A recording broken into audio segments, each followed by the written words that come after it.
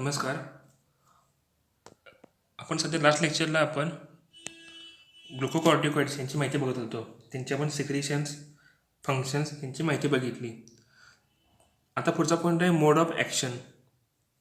तर glucocorticoids bind with receptors to form hormone receptor complex which activates DNA to form mRNA. आणि हे जे mRNA असते ते it causes synthesis of enzyme which alter the cell function. मुख्यतः अशाच प्रकारे सगळे जे एन्झाईम किंवा हार्मोन असतात ते काम करत असतात. ते पहिला सेल मेम्ब्रेनपर्यंत येतात. तिथे ते it binds with hormone receptor complex. ते झालं की आतमध्ये it activates DNA to form mRNA. mRNA झालं it causes synthesis of protein which alters the functions of the cell. अशा प्रकारे हे काम केलं जातं. ते next is regulation of secretion. तर anterior pituitary regulates glucocorticoid secretion by secreting adrenocorticotropic hormone or ACTH. त्यात हे ACTH जे असतं its secretion is regulated by hypothalamus through corticotropin releasing factor. Glucocorticoid secretion जे असतं it is mainly controlled by ACTH. आता पहिला काय होतं आपण डायग्राममध्येच पुढे बघूया म्हणजे थोडक्यात. आता एंट्री पिस्टोरी जे असते it controls the activity of ACTH and which control activities of adrenal cortex. ACTH is mainly concerned with the regulation of cortisol secretion and it also plays a minor role in the secretion of mineral corticoids. आता ACTH जे असतं it is secreted by the basophilic chromophoric cells in anterior pituitary. त्याचा हाफलाईफ period असतो 10 मिनिटं. बरोबर आहे. आणि ही त्याची जी ॲक्शन असते it also resemble with alpha melanocyte stimulating hormone म्हणजे अल्फा MSH आणि बीटा मेलॅनोसाइट स्टिम्युलेटिंग हार्मोन म्हणजे बीटा MSH.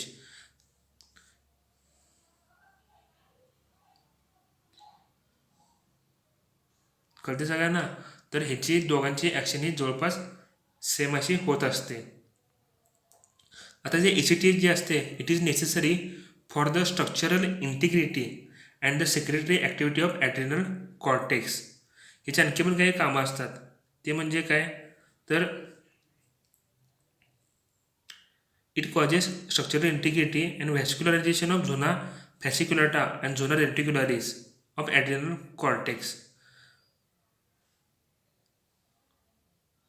जेव्हा हायपोफायसिसचा रिमूव्ह केला जातो एखाद्या बॉडीमध्ये तेव्हा हे जे दोन जे लेअर्स असतात लगेच ते ॲट्रोफी होतात.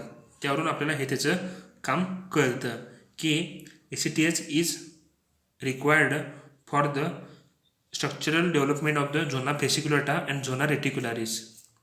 Then it causes conversion of cholesterol into pregnenolone. Thus, adrenocorticotropic hormone is responsible for synthesis of glucocorticoids. Then it causes release of glucocorticoids and it causes prolongation of glucocorticoid action on various cells. आणखी हे काम करतं तर it causes mobilization of fat from tissue and it causes melanocyte stimulating effect. कारण there is a structural similarity between the ACTH and MSH. So it causes darkening of skin by acting on melanophores which are the cutaneous pigment cells contain melanin. म्हणजे जेव्हा ACTH secretion केलं जातं तेव्हा काय होतं it also acts on the melanophores and so there is a darkening of the skin. आता हे जे ACTH जे असतं it acts by cyclic AMP. आता ACTH सिक्रेट करण्यामध्ये हायपोथॅलॅमस हे सुद्धा मुख्य रोल प्ले करत असतं by secreting corticotropin releasing factor it is also called as corticotropic releasing hormone. It reaches the anterior pituitary to secrete ACTH. आता CRF secretion जे असतं हे आणखी मग घटक असतात त्याद्वारे इंड्यूस केलं जातं, लाईक इमोशन, स्ट्रेस, ट्रॉमा और कार्डियन सर्कॅडियन रिदम. ते म्हणजे काय पुढे आपल्याला थोडक्यात सांगतोच मी. तर CRF in turn causes release of ACTH which induces glucocorticoid secretion. आता ते फीडबॅक कंट्रोल बघूया आपण. म्हणजे थोडक्यात आता मी जे सांगितलं तुम्हाला ACTH, CRF, हायपोथॅलॅमस, अँटीपिट्युटरी हे कसं काम करतं तुम्हाला सांगतो डायग्रामच्या माध्यमातून. जेव्हा समजा emotion, stress, trauma, influence of circadian rhythm हे ज्या घटना घडतात त्यावेळी काय होतं, it activates hypothalamus. Hypothalamus activation झालं so there is a release of corticotropin releasing factor म्हणजे CRF किंवा कॉर्टिकोट्रॉपिन रिलीजिंग हार्मोन हे त्याला पर्याय नाव आहे. ते लगेच ॲक्टिवेट करतात अँटीपिट्युटरीला. अँटीपिट्युटरीमधून ACTH हा सिक्रेट केला जातो. It activates adrenal cortex to secrete cortisol. जेव्हा कॉर्टिसॉल लेवल नॉर्मलला येते आपलं काम होतं तर लगेच ते हायपोथॅलॅमसला ॲक्टिवेट करतात आणि ते CRF लेवल जी असते ती कमी केली जाते. त्यामुळे पुढची सिक्रेशन कमी कमी होत जातात आणि कॉर्टिसॉल लेवलही कमी केली जाते. अशा प्रकारे हे काम करत असतं हायपोथॅलॅमस आणि अँटीपिट्युटरी इन ग्लुकोकॉर्टिकॉइड्स. द नेक्स्ट इज मग पहिलं सर्कॅडियन रिदम. तर हे जे हे असतात ACTH आणि CRF जे असतात त्यांचं सिक्रेशन हे अर्ली मॉर्निंगमध्ये भरपूर प्रमाणामध्ये असतं आणि इव्हिनिंगमध्ये लो असतं. ह्यालाच म्हटलं जातं सर्कॅडियन रिदम, कारण ह्यामध्ये ACTH आणि CRFची लेवल जी असते ती फ्लक्च्युएशन केली जाते. आता पुढचा पॉईंट आहे sex hormones. They are secreted by the zona reticularis म्हणजे इनर लेअरमधून ते सिक्रेशन होतं आणि in small quantity they are secreted by zona fasciculata. त्यामध्ये मुख्य जे हार्मोन्स असतात most of the hormones are male sex hormones म्हणजे अँड्रोजेन्स आणि स्मॉल क्वांटिटीमध्ये इस्ट्रोजन आणि progesterone they are also secreted by adrenal cortex. आता त्यामध्ये अँड्रोजन जे असतात किंवा मेल सेक्स हार्मोन्स असतात ते मुख्यतः 3 असतात. एक म्हणजे इपिअँड्रोस्टेरॉन पहिलं, दुसरं आहे अँड्रोस्टेनेडिऑन आणि थर्ड इज टेस्टोस्टेरॉन. त्यापैकी सगळ्यात मुख्य महत्त्वपूर्ण असतं ते पहिलं इपिअँड्रोस्टेरॉन. यांचं मुख्य काम काय असतं अँड्रोजनचं, they are responsible for muscular राईन फीचर ऑफ द बॉडी. पण नॉर्मल कंडिशनमध्ये कसं असतं, they have insignificant physiological effects, कारण त्यांची क्वांटिटी ही खूपच लो असते बोथ इन मेल्स आणि फिमेल्स. पण जेव्हा there is a hyperplasia of adrenal cortex और tumour in the adrenal cortex त्यावेळी काय होतात की एक्सेस क्वांटिटीमध्ये अँड्रोजन हे सिक्रेट केले जातात. पण पुरुषामध्ये त्याचे काही इफेक्ट दिसत नाहीत कारण की टेस्टिंगमध्ये पण लार्ज क्वांटिटी ऑफ ॲड्रोजन हे सिक्रेट केलं जातं त्यामुळे त्याचा इफेक्ट दिसत नाही. पण in case of female this excess androgen produces muscular features. So some of the androgen also converted into testosterone. अशा प्रकारे हे काम करत असतं. Next is exogenous steroids. तर कॉर्टिकोस्टेरॉइड्स हे ड्रग म्हणून सुद्धा वापरले जातात. काही काही डिसीजमध्ये पेशंटला क्युअर करण्यासाठी हे ड्रग म्हणून सुद्धा वापरले जातात. हे मुख्यतः ते ॲड्रेनल कॉर्टेक्समधून एक्स्ट्रॅक्ट केले जातात किंवा काही वेळा ते सिंथेसाइज केले जातात आर्टिफिशियली. सध्याच्या काळामध्ये these drugs are either usually as replacement of natural hormones in patients with deficiency disorders such as Addison disease or to treat variety of other conditions such as arthritis, allergy condition, asthma, skin disorder. असे काही disease आहेत त्यामध्ये ते as a special drug वापरलं जातं. उदाहरणार्थ आर्थरायटिसमध्ये, allergy कंडिशन्समध्ये, अस्थमामध्ये किंवा skin डिसऑर्डरमध्ये, किंवा जेव्हा कॉर्टिकॉल सिक्रेशन हे कमी असतात शरीरामध्ये तेव्हा त्या रिप्लेसमेंट म्हणून सुद्धा हे ड्रगे दिले जातात. जे नेक्स्ट इज सिंथेटिक स्टेरॉइड्स. तर असे कोणते ड्रग असतात की जे सिंथेसाइज करून वापरले जातात ड्रग्समध्ये? एक म्हणजे कॉर्टिसोन आणि hydrocortisone, which are used as a replacement therapy for both glucocorticoid and mineralocorticoid effects. जेव्हा त्यांची सिक्रेशन कमी असतं तेव्हा पर्याय म्हणून हे दिलं जातं. तसंच प्रेडनिसोलॉन हे पण वापरलं जातं, किंवा फ्लुड्रोकॉर्टिसोन हे जास्त मिनरलकॉर्टिकॉइड इफेक्ट आहे, हे पण वापरलं जातं, किंवा डेक्झामेथॅसोन हे फक्त ग्लुकोकॉर्टिकॉइड म्हणून वापरलं जातं, जसं त्याचा इफेक्ट असतो. जे नेक्स्ट इज ॲप्लाइड फिजिओलॉजी. यामध्ये मुख्य दोन असतात, एक हायपर ॲक्टिव्हिटी, दुसरं हायपर ॲक्टिव्हिटी. हायपर ॲक्टिव्हिटीमध्ये 3 डिसीज असतात, कुसिंग सिंड्रोम, हायपर अल्डोस्टेरॉनिझम आणि ॲड्रेनोजेनेटल सिंड्रोम. त्यातलं पहिला येते Cushing syndrome. It is characterised by obesity. यात मुख्य लक्षण असतं ओबेसिटी. त्याची कारणं बघूया आपण. There is a hyper secretion of glucocorticoids, so particularly cortisol secretion यामध्ये जास्त असतं. त्यामध्ये मुख्यतः 2 ओरिजिन असतात, एक म्हणजे पिच्युटरी ओरिजिन कारणामध्ये, किंवा ॲड्रिनल ओरिजिन. जर समजा ती पिच्युटरी ओरिजिन कारणामुळे असेल तर it is known as Cushing's disease. If it is due to pituitary origin it is known as Cushing's disease, and if it is due to adrenal origin it is called as Cushing's syndrome. आता pituitary origin म्हणजे कसं असतं, तर there is a increase secretion of ACTH by anterior pituitary which causes hyperplasia of adrenal cortex leading to excess secretion of glucocorticoids. हे कशामुळे होतं, तर देर may B tumour in anterior pituitary, किंवा malignant tumour of non endocrine origin like cancer of lungs किंवा abdominal viscera, किंवा hypothalamic disorder असतो काय केवळ. It causes excess secretion of corticotropin releasing factor. It simultaneously activates ACTH. Then दुसरा येते adrenal origin. ह्याच्यामध्ये कारणं असतात, एक म्हणजे ट्युमर इन झोना फेसिक्युलाटा, किंवा कार्सिनोमा ऑफ ॲड्रिनल कॉर्टेक्स, किंवा prolonged treatment of chronic inflammatory disease like rheumatoid arthritis with high dose of exogenous glucocorticoids, किंवा prolonged treatment with high dose of ACTH which stimulates adrenal cortex to secrete excess glucocorticoids. जेव्हा there is a excess activation of adrenal cortex it may cause Cushing syndrome. आता यामध्ये सध्या causing syndrome हे 2 प्रकारामध्ये classify केलं जातं.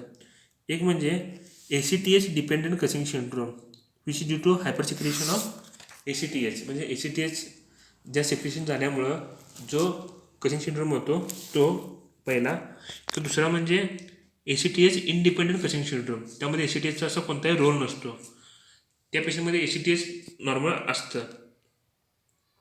हे कशामुळे होतं, it develops due to abnormal membrane receptors. ह्यामध्ये काही पेप्टाइड्स असतात लाईक इंटरल्युकिन 1 किंवा गोनेडोट्रोपिन रिलीजिंग हार्मोन, किंवा gastric inhibitory polypeptide in the cells of zona fasciculata. हे जे पेप्टाइड जे असतात they attach with abnormal receptors, त्यामुळे काय होतं, there is a increase secretion of cortisol and causes Cushing syndrome. तर या 2 प्रकारे हे होऊ शकतं. आता बघूया साइन अँड सिम्पटम्स. आता तुम्ही बघू शकता राईट साईडला 2 आपल्याला फोटो दिसत आहेत, इमेज दिसत आहेत. त्यामध्ये असा पेशंट असतो कसिंग सिंड्रोमचा. एक म्हणजे काय असतं, तर moon face, the oedematous facial appearance due to fat accumulation and retention of water and salt, त्यामुळं मून फेस होतो. दुसरा येते टॉर्सो, म्हणजे accumulation in chest and abdomen, म्हणजे त्याचे आर्म्स अँड लेग्स हे खूप स्मॉल असतात आणि चेस्ट अँड ॲबडोमेन हे मोठं असतं. किंवा बफेलो हंप, म्हणजे there is a fat deposition on the back of neck and shoulder आणि pot belly due to fat accumulation on the upper abdomen. त्याचं ॲबडोमेन जर बघितलं आपण ते खूपच मोठं दिसतं, म्हणजे शेप जो असतो ते ॲबनॉर्मल असतो. Then next is purple striae, म्हणजे लेफ्ट साईडला जी इमेज आहे त्यातून बघू शकता there is a purple striae marks on the abdomen. These are due to three reasons. One may be stretching of abdominal wall by excess subcutaneous fats. Second is rupture of subdermal tissue due to stretching. And third may be deficiency of collagen fibers due to protein deposition. Excess fats जे हे झालं जमा झालं ॲबडोमेनच्या मसलच्या खाली, तर त्यामुळे काय होतं स्ट्रेचिंग ऑफ ॲबडोमिनल वॉल आणि देर इज अ पर्पल स्ट्रायशन. आणखी काय असतात तर त्याचे एक्स्ट्रीमिटीज हे स्मॉल असतात, थिन असतात. तसेच there is a thinning of skin and subcutaneous tissue due to protein depletion. हे असतं due to catabolism of protein.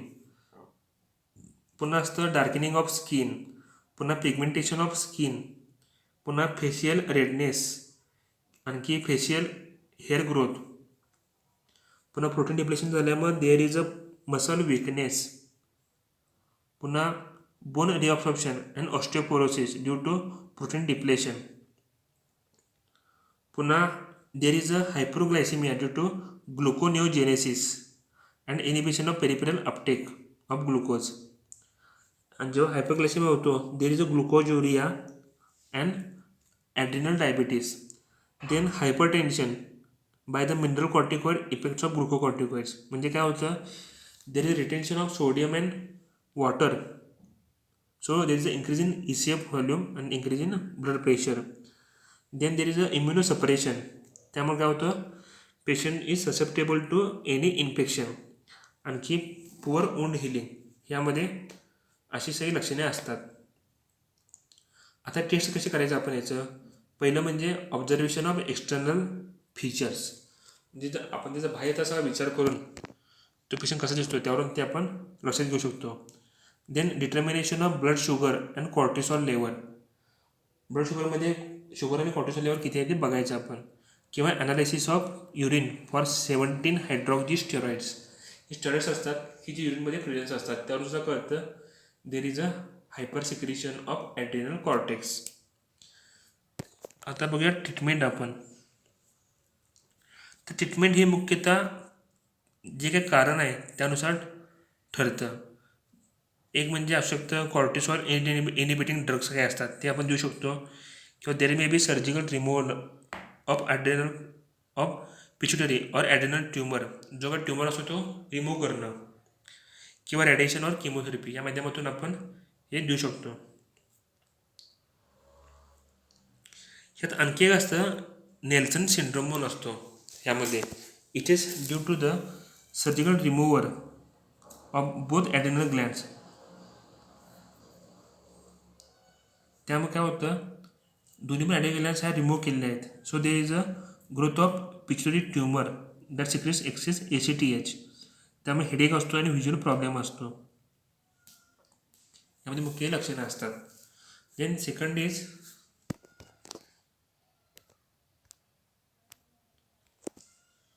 Hyper अल्डोस्टेरॉनिझम, म्हणजे काय तर increased secretion of aldosterone. If there is a increased secretion of aldosterone it is called as hyperaldosteronism. ह्यात कारणं असतात मुख्य दोन, एक म्हणजे प्रायमरी किंवा सेकंडरी, दोन टाईप्स असतात depending upon the cause. Primary जे असतं it is also known as Conn's syndrome, CONN, Conn's syndrome.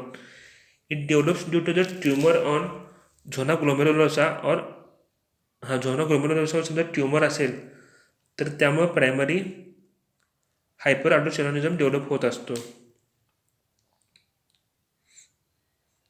आणि ह्या पेशंटमध्ये एडिमा हा नसतो, कारण there is a escape phenomenon. आणि सेकंडरी जे असतं it occurs due to the extra adrenal cause, म्हणजे ॲड्रेनल सोडून जर बाकी सुद्धा कारण असेल तर त्यामुळं सेकंडरी हायपर अल्डोस्टेरॉनिझम होतो. ह्यात असतं कंजेस्टिव्ह कार्डियक फेल्युअर किंवा नेप्रोसिस किंवा टॉक्झिमिया ऑफ प्रेग्नन्सी किंवा सर्रोसिस ऑफ लिव्हर. आता जे आपण साईन्स अँड सिम्टम्स बघूया.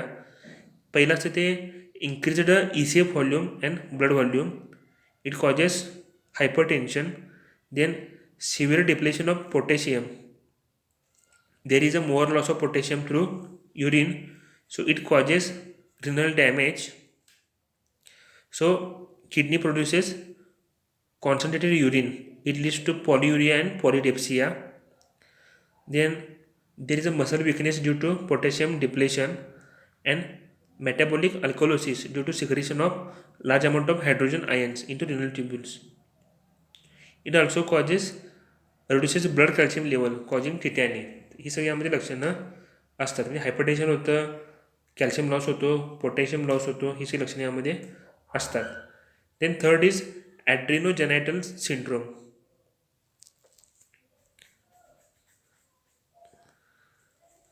आता बघितलं आपण की ॲड्रिनल कॉर्टेक्स जे असतात ते खूप स्मॉल प्रमाणामध्ये सेक्स हार्मोन्स हे सिक्रेट करत असतात, बरोबर आहे. पण जेव्हा if there is a secretion of abnormal quantities of adrenal androgens, then develops adrenogenital syndrome. जेव्हा सेक्स हार्मोन्सच्या मोठ्या प्रमाणामध्ये सिक्रेशन केलं जातं, it causes formation of adrenogenital syndrome. मुख्यतः टेस्टोस्टेरॉन हे काम करत असतं. It is a responsible for the androgenic activity in adrenogenital syndrome. याचं कारण असतं due to tumour of zona reticularis. ह्या सिम्पटम असतं there is a tendency of development of secondary sexual character of opposite sex, बरोबर आहे. म्हणजे मेलमध्ये फिमेलची आणि फिमेलमध्ये मेलची लक्षणे यामध्ये दिसतात. पहिले बघूया सिम्पटम्स इन फिमेल्स. फिमेलमध्ये काय लक्षणे दिसतात, तर त्यामध्ये there is development of male secondary sexual characters. This condition is called as adrenal virilism. यात काय काय असतं, तर symptoms are masculinisation due to the increase muscular growth, म्हणजे बॉडी मस्क्युलर होते, डीपनिंग ऑफ व्हॉइस होतो, अमेनोरिया होतं, एनलार्जमेंट ऑफ क्लॅटोरिस आणि male type of hair growth, ही आम्हाला लक्षणे दिसतात. आता बघूया सिम्पटम्स इन मेल्स.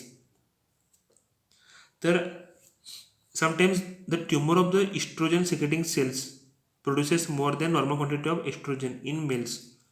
त्यामुळे काय होतं की मेलमध्ये there is a secretion of more amount of oestrogen. हे लक्षणं अशी असतात की फेमिनायझेशन, पुन्हा गायनॅकोमॅस्टिया म्हणजे enlargement of breast, atrophy of testes आणि loss of interest in woman, या सगळी लक्षणे यामध्ये दिसतात. आता बघूया आपण hypoactivity of adrenal cortex. ह्यात मुख्य 2 डिसीज असतात. एक म्हणजे ॲडिसन डिसीज और क्रॉनिक ॲड्रिनल इन्सफिशियन्सी. ते बघूया आपण. It is the failure of adrenal cortex to secrete all the corticosteroids, बरोबर आहे. की त्यामधून जे काही कॉर्टिकोस्टेरॉइड्स असतात ते पुरेशा प्रमाणामध्ये सिक्रेशन होत नाही. याचे मुख्यतः पुन्हा 3 प्रकार असतात. एक प्रायमरी, सेकंडरी, टर्चरी. प्रायमरीमध्ये कसं असतं, it is due to adrenal cause. Secondary जे असतं, it is due to the failure of anterior pituitary to secrete ACTH. आणि टर्चरीमध्ये जे असतं, it is due to failure of hypothalamus to secrete CRF. अशा काही कारणानुसार याचे 3 कॉज त्यांनी सांगितल्यात, 3 टाईप्स केल्यात. जर आपण ओव्हरऑल समजा कॉज बघितले प्रायमरीसाठी, तर असतं atrophy of adrenal cortex due to autoimmune disease और destruction of the gland because of tuberculosis. म्हणजे ॲड्रिनल कॉर्टेक्स जो असतो तिची ॲट्रोफी होणं, किंवा ॲड्रिनल ग्लँडची डिस्ट्रक्शन होणं, किंवा तिचे जे सिक्रेटिंग सेल्स जे असतात तिचं डिस्ट्रक्शन होणं, किंवा लहानपणापासूनच कॉर्टिसोल सिक्रेशन हे ॲबसेंट असणं, किंवा काही कारणामुळे ॲड्रिनल ग्लँड रिमूव्ह करणं, त्यामुळं हार्मोन सिक्रेशन कमी होणं, त्यामुळे ही लक्षणं दिसू शकतात. ती लक्षणं बघूया आपण. ती जी लक्षणं असतात ही मुख्यतः ह्या पेशंटमध्ये there is a deficiency of both cortisol आणि अल्डोस्टेरॉन. तर कॉर्टिसोल आणि अल्डोस्टेरॉन हे दोन्हींचं पण सिक्रेशन यामध्ये कमी असतं. तर सिम्पटम्स असतात, एक म्हणजे pigmentation of the skin and mucous membrane due to excess ACTH secretion. त्यामध्ये स्किनचं पिगमेंटेशन होतं कारण एसिटेज हे मेलानोसाईटला इफेक्टनं काय करतात, डार्कनिंग ऑफ स्किनचं काम करतात. Then muscular weakness, dehydration due to loss of sodium, hypotension, decreased cardiac output and decreased workload on the heart leading to decreased size of the heart. पुन्हा हायपोग्लायसेमिया, नॉसिया, वॉमिटिंग, डायरिया, पुन्हा susceptibility to any type of infection.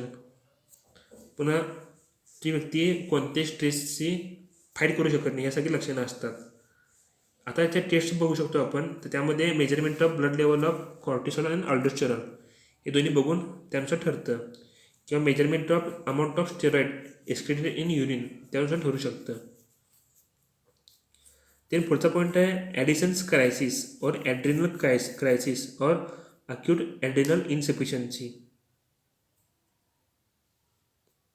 It is a common symptom of Addison's disease characterized by sudden collapse associated with an increase in need of the large quantity of glucocorticoids. म्हणजे काय की जेव्हा समजा adrenal cortex हा पुरेशा प्रमाणामध्ये काम करू शकत नाही, त्यावेळी ते कॉर्टिकॉइडचं सिक्रेशन कमी होणार आणि त्यामुळे जी लक्षणे दिसतात they are called as adrenal crisis.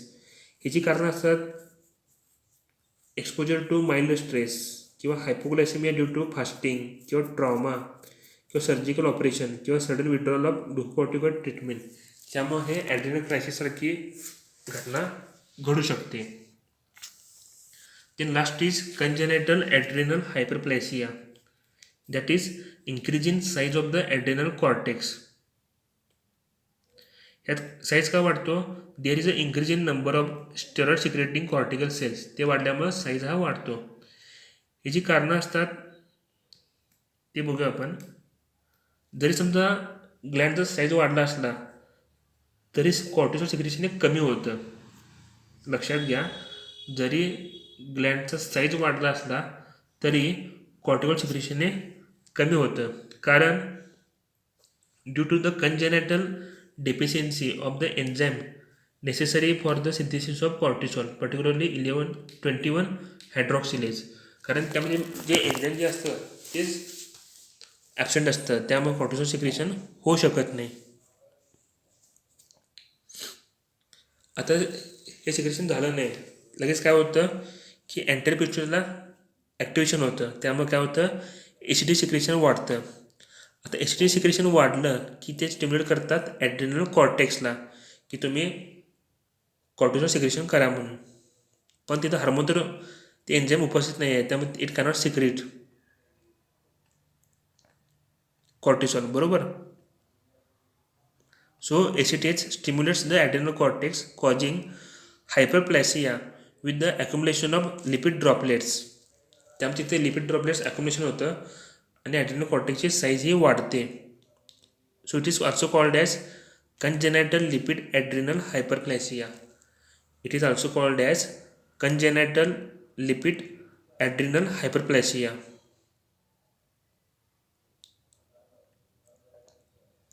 त्यामुळे काय होतं, एक तर ते एन्झाईम नाही आहे 21 हायड्रॉक्सिलेज, पण तिथं कंटिन्युअस स्टिम्युलेशन होत असतं ॲड्रिनल कॉर्टेक्सचं, त्यामुळे काय होतं ती ग्लँडची साईज वाढते. त्यामुळे कसं होतं काय काय वेळा की जे अँड्रोजन जे असतात, सेक्स हार्मोन जे असतात, तिथे सिक्रेशन मोठ्या प्रमाणामध्ये वाढू शकतं किंवा काय काय वेळा वाढतं आणि त्यामुळं व्हिरिलिझमसारखी लक्षणंही दिसू शकतात. आता त्याची लक्षणं बघूया आपण काय काय असतात.